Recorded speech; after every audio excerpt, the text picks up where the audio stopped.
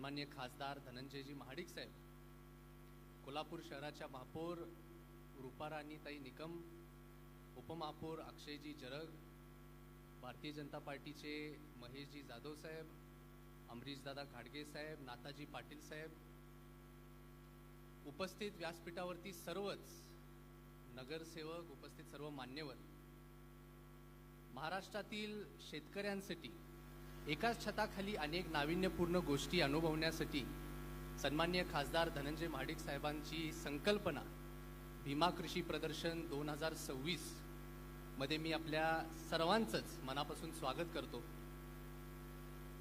शेतकऱ्यांच्या विकासासाठी नवनवीन उपक्रम, तंत्रज्ञान, सेंद्रिय शेती, बी बियाणे आणि सर्वात महत्त्वाचं म्हणजे डिजिटल शेती किंवा आता आर्टिफिशियल इंटेलिजन्सचा वापर करून शेती कशा पद्धतीने केली पाहिजे या सर्व गोष्टीचं मार्गदर्शन आता या प्रदर्शनामध्ये होणार आहे।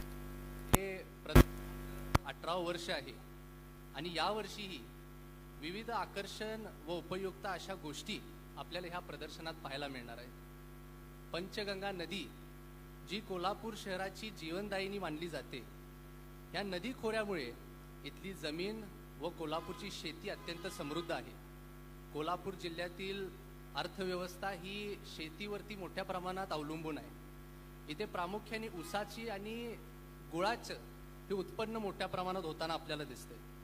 त्याचबरोबर सहकार क्षेत्र सुद्धा शेती व शेतकऱ्यांमुळे या संपूर्ण पश्चिम महाराष्ट्र भागामध्ये फार मजबूत होताना आपल्याला बघायला मिळतं। आणि कोल्हापूरचा गुळ असो किंवा कोल्हापूरची लवंगी मिरची असो, ही जगभरात प्रसिद्ध असल्यामुळेच आपण म्हणतो जगात भारी आम्ही कोल्हापुरी।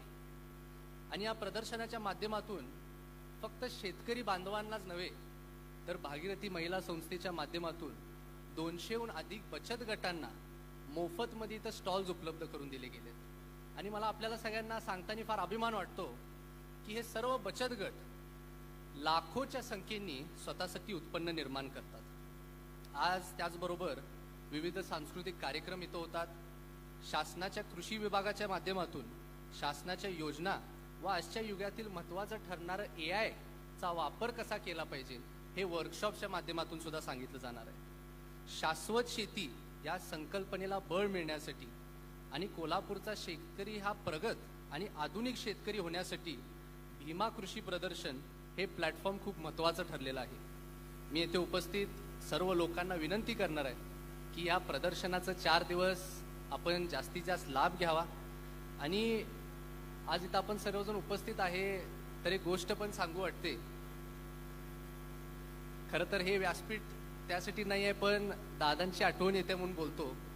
2024 मध्ये अजितदादा या प्रदर्शनाला आले होते आणि मला अजून सुद्धा आठवते या प्रदर्शनाला यायच्या आधी ते एका कार्यक्रमात होते आणि मी तिथं त्यांना घ्यायला गेलो होतो।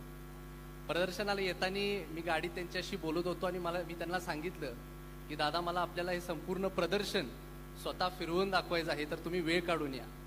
तर दादा इथं आले, त्यांनी लोकांसमोर भाषण दिलं, परंतु गडबडीत ते निघून गेले। आणि निघताना मी परत त्यांच्यावर गाडीतून गेलो होतो तेव्हा त्यांनी मला सांगितलं होतं की यावर्षी जरी संधी मिळाली नाही तरी जेव्हा परत येईन तेव्हा नक्की हे प्रदर्शन बघीन। हे सांगतोय मी एवढ्यासाठीच की आज खरंच मनापासून अजितदादांची फार आठवण येते। आणि त्याचबरोबर शेती या विषयामध्ये त्यांचा खूप मोठा अभ्यास होता। खूप शेतकऱ्यांना त्यांनी त्यांच्या संपूर्ण राजकीय जीवनामध्ये मोठ्या प्रमाणात मदत सुद्धा केली। आणि आज एक संदेश त्यांना द्यायला आवडेल की जसं त्यांनी त्यांच्या आयुष्यामध्ये केलं त्यांच्याकडनं प्रेरणा घेऊन आज सन्माननीय खासदार धनंजय महाडिक साहेब हे करतात। आणि आम्ही सर्वजण भविष्यात शेती आणि शेतकरी यांचा विकास व्हावा यासाठी आपण सर्वजण मिळून काम करूया। मी परत एकदा आपण सर्वजण इथं उपस्थित राहिला याबद्दल आपल्या सर्वांचे मनापासून आभार मानतो आणि आपल्या सगळ्यांचं स्वागत करतो। धन्यवाद। धन्यवाद साहेब।